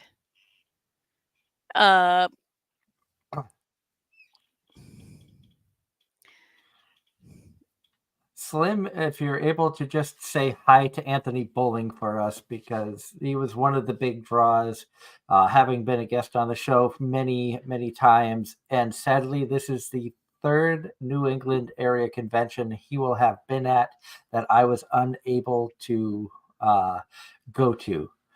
He was at Bakuretsu-Con. I missed that year. He was at Anime-Zing. My daughter was born the weekend before Anime-Zing. And then this year with Kineticon. It's looking like I'll be at Anime-Zing in the fall. No guarantees, nothing is set in stone yet, but the process has been started.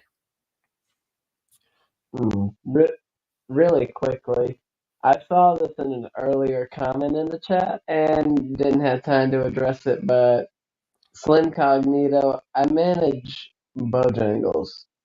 Since you were asking me where it was I manage. There was a reason I chose not to read that out loud. Well, it's okay. And also, if there were I questions don't in care. the chat I don't that care we if you weren't know able where to I ask, work. if there were questions in the chat we weren't able to get to, we do apologize. Obviously, Ladybeard is a very busy person, and the fact that he was able to take an hour plus of his time to join us is truly, we were very honored to have him join us. I mean, like we said before, absolutely ton of respect and admiration for the work that Ladybeard does. 100% agreed.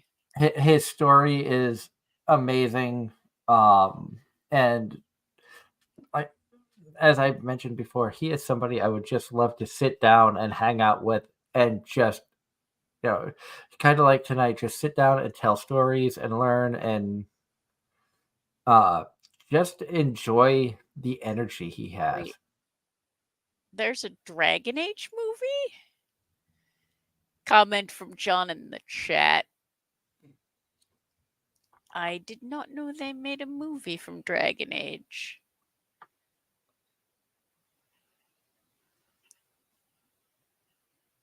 I loved that video game. And I've been something that I wanted to touch on, having watched some of the most recent Trash Taste podcast. They had an interesting discussion talking about video games, and Connor said that he does not like watching cutscenes of video games and stuff. And Angela, knowing that you enjoy the gaming world, and all three of them were talking a lot of JRPGs and stuff of that nature.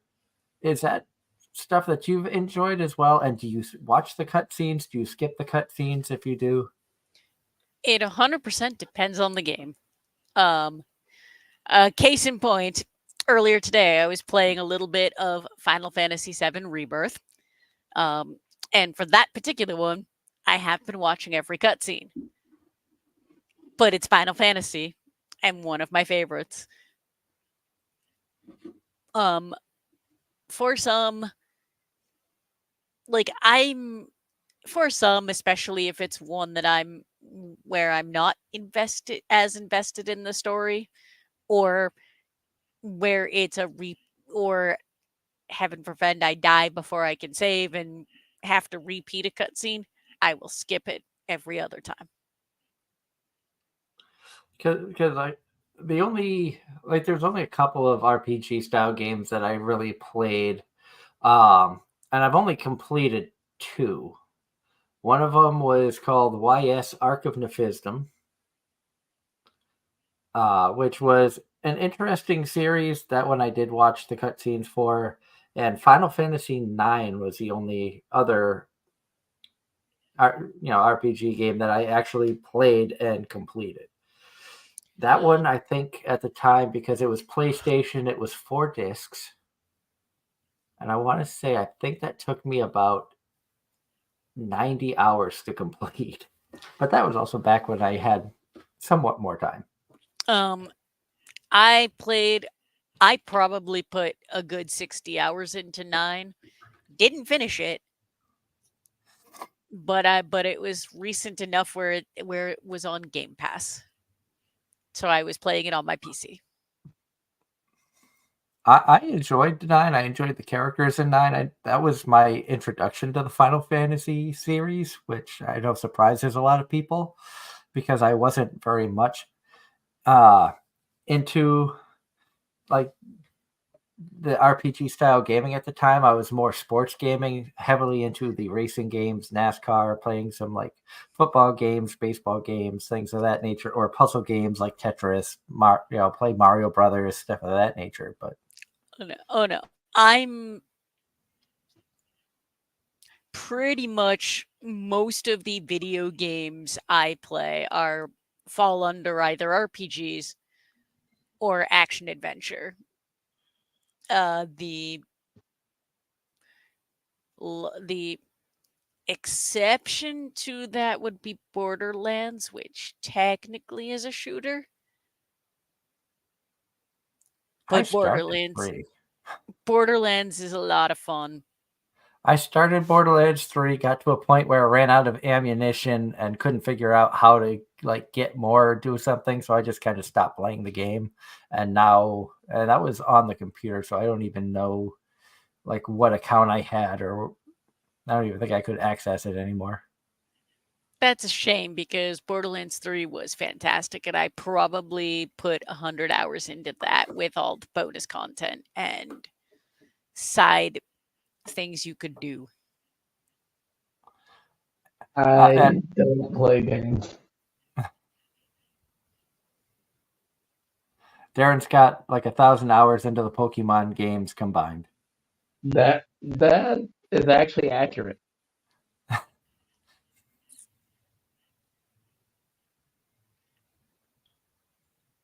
See, I know you. I got you. Mm-hmm.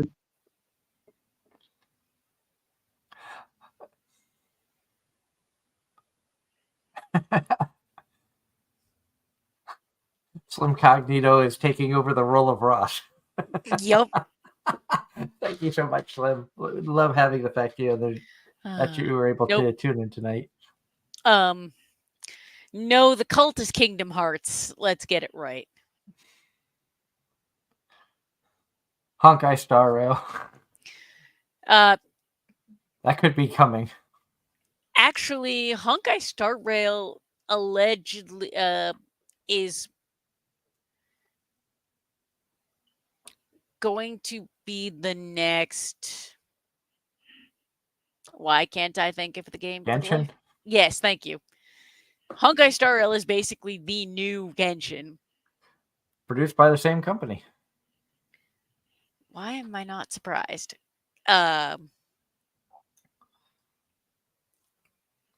you know that, Garnt and Connor have already dumped tons of money into the gachas for it. I'm surprised Joey didn't yet.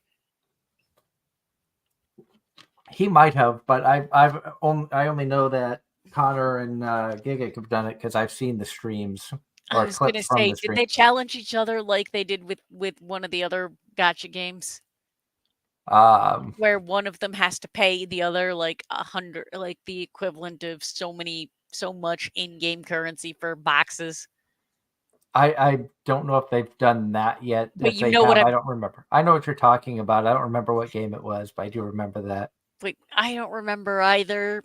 But you saw, and Garnt lost his shit because he couldn't get the S tier,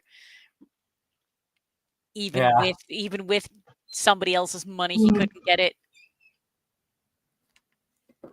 But and another interesting conversation, and I think I'm the only one here who's actually watched Freerun. They went in depth talking about why Freerun works so well, and they brought up the question: could Freerun take over the #1 anime of all time spot? Which all of them said it's too soon to give it that. I will actually 100% agree with that. That's like I'm still at the point of right now. It's I'll watch it eventually. Like it's like I'm aware of it. That's one of those ones where I'm gonna wait for it to be done. Or on a long enough hiatus where I can just binge everything. It still takes Mal's spot, even though that's not necessarily accurate rating, but still. But it's got a decent degree of separation from FMA at this point. I think at this point it's too soon to give it of all time. Oh, definitely. I agree, but I mean, will it get there? That's entirely possible. I'm not discounting the possibility. it's way too soon for that because FMA was at the top for how long? Yeah. Years. And And even though it would constantly get dethroned once in a blue moon, it always took its spot back. because and does Freerin have that level of staying power? Is really the question, and Well, I haven't seen it yet, so I can't judge. I'll it's be got honest. Oh, go ahead, it's got Dan. a 9. It's got a 9.37 and FMA has a 9.08. That's from that side, but objectively speaking, we'll see. Go ahead, Doug.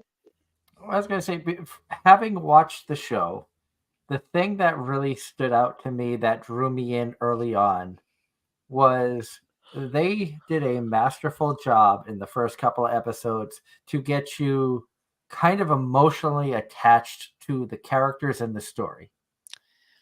But will that still draw people in 20 years from now? That's tough. It's a tough And thing to say. that's I mean, much like the question was asked, what anime didn't age well, well? or like the Gateway Animes commentary, because like I didn't watch Cowboy Bebop, Full Metal Alchemist. I didn't watch any of those as a gateway.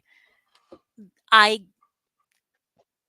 basically, for me, those came much later, and it became and it very much was a wait a minute. How have you been watching anime for over 10 years and not seen these shows? And Have a wonderful subsequent night, Slim Cognito. Thank and you so much subs for tuning in. and Sorry, Ann. subsequently, watching Full Metal Alchemist Brotherhood in my 30s, it really was. There's a reason it's a classic. Do I think Freerin could have? I think Freerin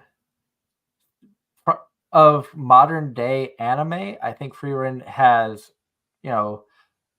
is amongst the top contenders for potentially having that staying power. From what I have seen, obviously, I don't watch a lot of the mainstream shows, but then again, some of the mainstream shows, you don't hear people talking as much about Attack on Titan anymore as they used to. It's still enjoyable, but it's not as, because I it seems like the anime community is now on Jujutsu Kaisen. It's now on Demon Slayer. And that's actually a thing we've talked about. There's as the technology has evolved, anime has become more mainstream.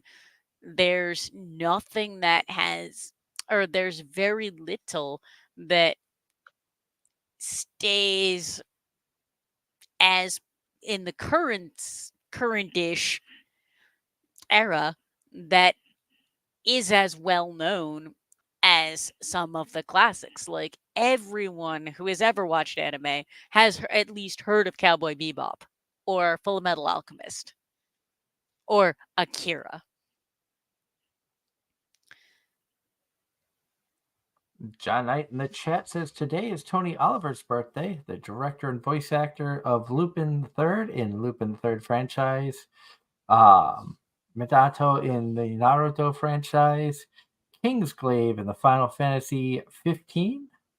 Kingsglaive was the pre-game movie, or technically closer to an OVA. Also, happy birthday to Tia Ballard, who celebrated a birthday recently. She was our first ever guest when we started Anime-Zing Radio many years ago. We are almost out of time. My God, the time just flew by. Agreed. Once again, we want to thank Ladybeard for joining us tonight. It was truly an honor, and a ton of respect and love goes out to Ladybeard for taking the time to get up early and join us for the show tonight. Big thank you to all of you awesome viewers who tuned in. I just want to read this last comment. None your business. I will say, as technology of animation in general has advanced, so has the staying power decreased. Most things seem to be about getting things out as quickly and as cheaply as possible, and it shows.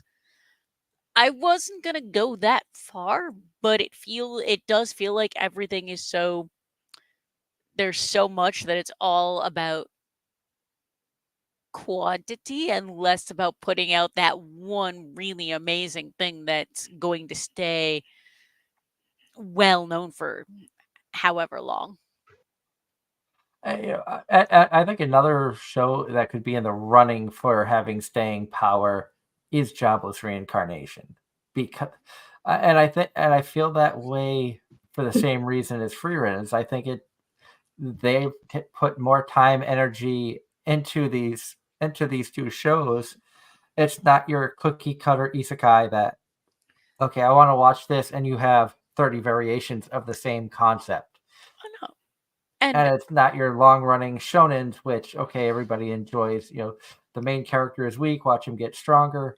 It's going to take the sh- 300 episodes. there's a lot of shonen out there. Yes, most of them are very cookie cutter.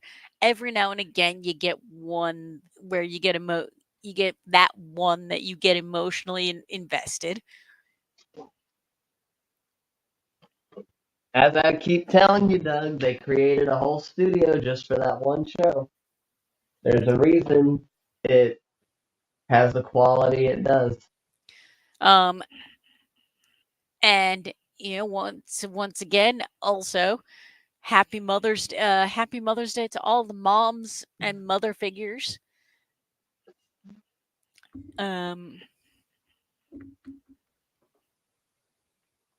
Yes, very. Again, as Angela said and John said in the chat, happy Mother's Day to all the moms out there. Thank you again to everybody who tuned in tonight. Thank you to all of the listeners who are tuning in on the podcast platforms throughout the world. And really means a lot to us. And thank you in advance for everyone who will be listening to this sometime after next week. We really look forward to what the future holds for us here with AZR.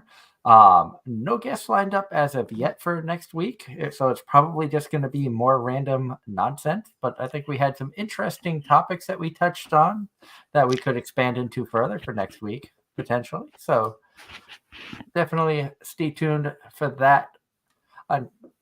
Any final comments before we sign off for the night? No, I think we're good.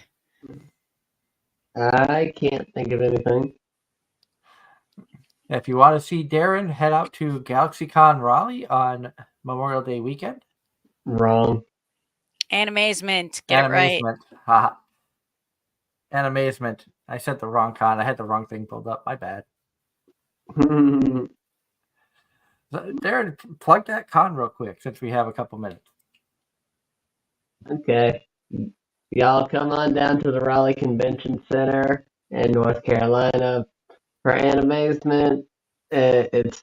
Pre-con starts Thursday night on the 20, let's see, today's the It'll be 24th. 23rd. 23rd, I'm sorry. I looked at the Pre-con calendar. is on the 23rd. It starts at like 6 o'clock, goes into the night. Then, of course, the actual con starts on the 24th. And then, of course, 25th and up until, I think, 3 o'clock is closing ceremonies on 26th. Actually, that reminds me, I need to look at the guest list this year and see what all's going on. The guidebook is officially out. I just have not peeked it yet. I did see something that anything to do with the convention center itself, so any of the stalls run by the convention center, has made, and food trucks, they have all moved to a cashless system.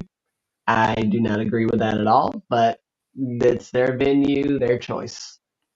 But everything in regards to the convention itself, the dealer's room, of course, will be accepting cash registration, accepting cash, and anything not run by the convention center themselves. Amongst the guests that are going to be there, Darren, you should probably swing by and say hi to Morgan Berry. Oh, well. She's there this year? Morgan Berry is going to be there, and Emmy Lowe. Both have been guests multiple times on the show here. I see Howard Wang is going to be there, Carrie Walgren, Keith Silverstein, Erica Mendez, Noriko Hidaka, Hanoka Inoue on Friday and Saturday only. Kiko Inoue on Friday and Saturday only as well. That's just amongst the voice acting guests, but I know that you and Morgan had fun on a show when my internet cut out. Oh my god. Yep. Now I'm even Norm from Tokyo Lens is also on the guest list. I'm telling you, come on down. But on that note, thank you to everybody for tuning in. Until next week, when we have more fun here with Anime-Zing Radio, have a wonderful week, and we'll see you again right here next Sunday on Facebook, YouTube, and Twitch. Have a wonderful night, everyone.